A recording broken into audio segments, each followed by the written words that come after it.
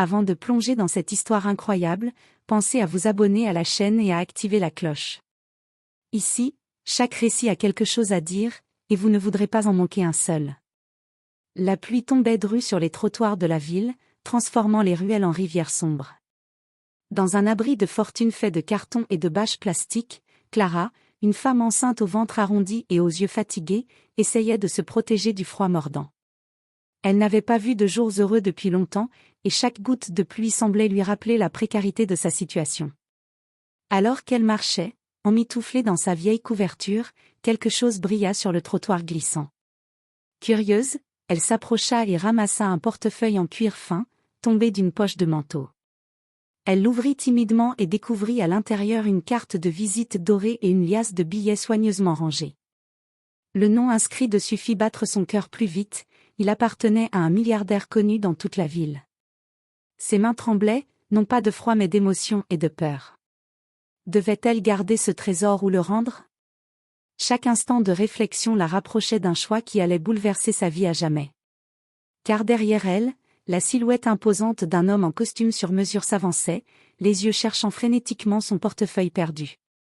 Et au moment où leurs regards se croisèrent, le destin de Clara bascula.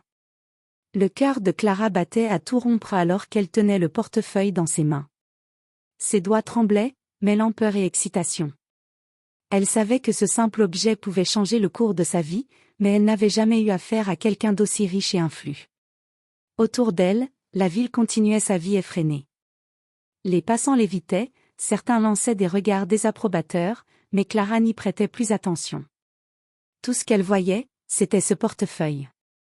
Elle l'ouvrit une nouvelle fois, vérifiant qu'aucune pièce d'identité ou information importante n'était manquante. Les billets étaient bien là, mais ce n'était pas l'argent qui faisait battre son cœur.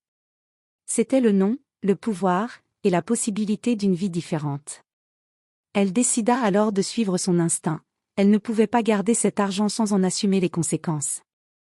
Mais comment retrouver le propriétaire ?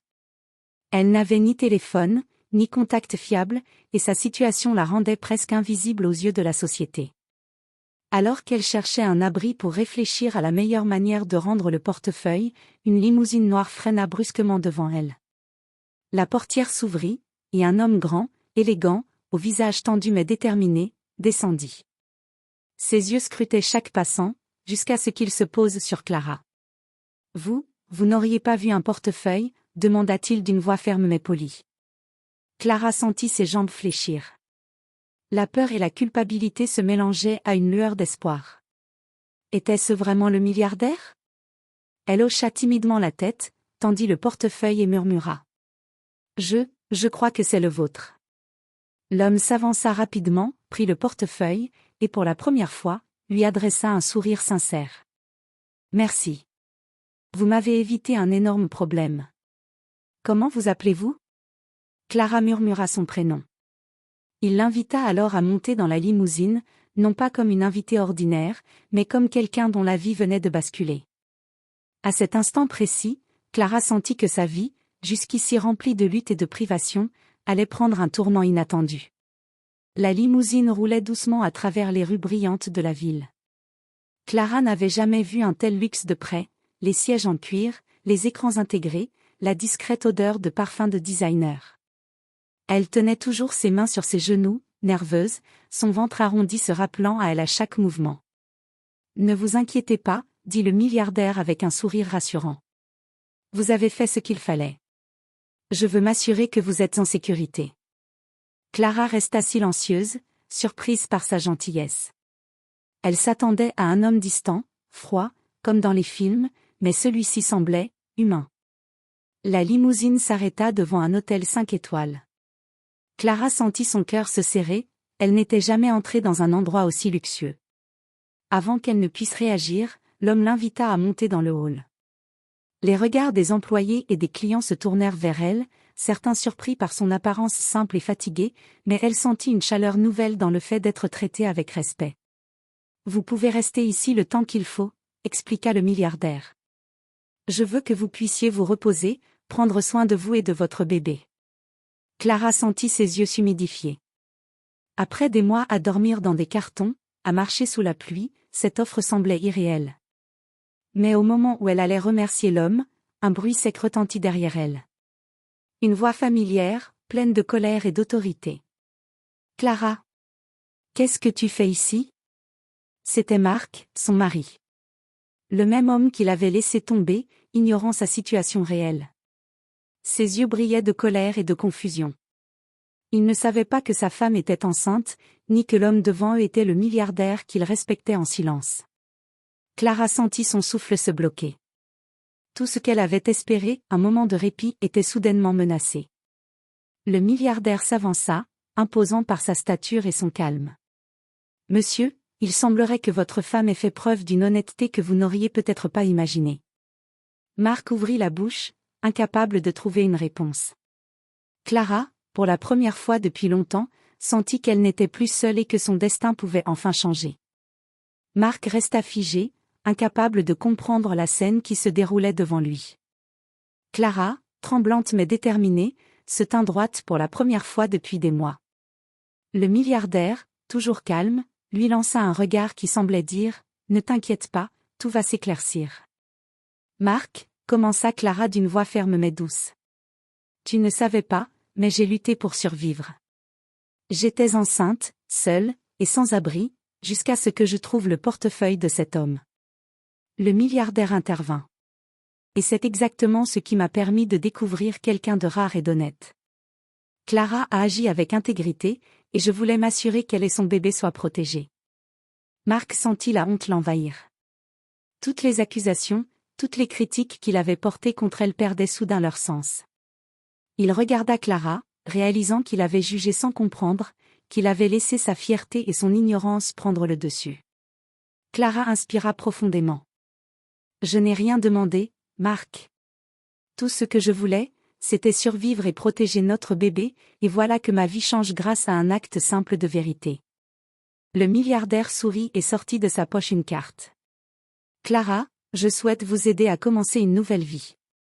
Un logement sûr, des soins pour votre bébé, et des opportunités pour que vous puissiez enfin réaliser vos rêves. » Marc se sentit petit face à cette générosité et à la grandeur de Clara. Il baissa les yeux, incapable de parler. Il venait de comprendre à quel point il avait sous-estimé sa femme, et que son comportement avait failli briser sa vie et celle de leur enfant. Clara, pour la première fois depuis longtemps, sentit un poids énorme se lever de ses épaules. Elle n'était plus seule, elle n'était plus vulnérable. Son destin venait de basculer, mais cette fois-ci, elle en était maîtresse. Alors que le milliardaire l'invitait à s'installer dans un espace sûr de l'hôtel, Marc murmura. « Je suis désolé, Clara. Je ne voulais jamais te faire de mal. » Clara tourna les yeux vers lui, ses larmes mêlées de soulagement et de force. Les excuses ne changent pas le passé, mais elles peuvent guider le futur. Et pour la première fois depuis des mois, Clara sentit que son avenir s'annonçait lumineux. Les jours qui suivirent furent un tourbillon d'émotions et de changements pour Clara. Installée dans une suite confortable de l'hôtel grâce à l'aide du milliardaire, elle put enfin se reposer et prendre soin de son bébé à naître. Chaque matin, elle se réveillait en sentant la chaleur du soleil filtrer à travers de grandes fenêtres, un luxe qu'elle n'avait jamais connu. Marc, toujours marqué par sa honte et sa culpabilité, commença à comprendre l'importance de son soutien. Il se montra attentif, respectueux, mais Clara resta prudente. Elle savait que certaines blessures du passé ne disparaissaient pas en un instant. Le milliardaire, quant à lui, devint plus qu'un bienfaiteur. Il s'intéressa aux talents et aux rêves de Clara, découvrant qu'elle avait toujours aimé dessiner et créer. Il lui proposa de financer un petit atelier artistique, où elle pourrait non seulement s'exprimer mais aussi apprendre à gagner sa vie. Un jour, alors qu'elle préparait le projet de son futur atelier, Clara reçut la visite d'un ancien ami du quartier. Il l'avait reconnue dans les journaux locaux, où son histoire avait fait le tour de la ville. Tous l'avaient vue comme une femme courageuse qui, malgré les épreuves, avait choisi l'honnêteté et la dignité. Le moment le plus bouleversant fut celui où Clara sentit pour la première fois le bébé bouger. Les larmes aux yeux, elle murmura. « Nous allons être bien, mon petit, enfin. » Marc s'agenouilla près d'elle, prenant sa main dans la sienne, et murmura. « Je te promets que je ferai tout pour ne plus jamais te laisser tomber. » Le milliardaire, observant la scène avec un sourire discret, se détourna, laissant Clara et Marc construire un fragile mais réel pont vers la réconciliation. Pour Clara, la vie n'était plus synonyme de lutte et de survie. Elle avait trouvé la force de rêver, l'opportunité de créer, et surtout la conviction que, même dans l'adversité, un acte de bonté pouvait tout changer. Ce jour-là, sous un ciel clair et lumineux, Clara comprit que son destin venait de s'écrire autrement. La pauvreté, la peur et la solitude appartenaient désormais au passé. Devant elle s'ouvrait un chemin plein de promesses, et pour la première fois depuis longtemps, elle sourit sans retenue, prête à vivre pleinement sa nouvelle vie.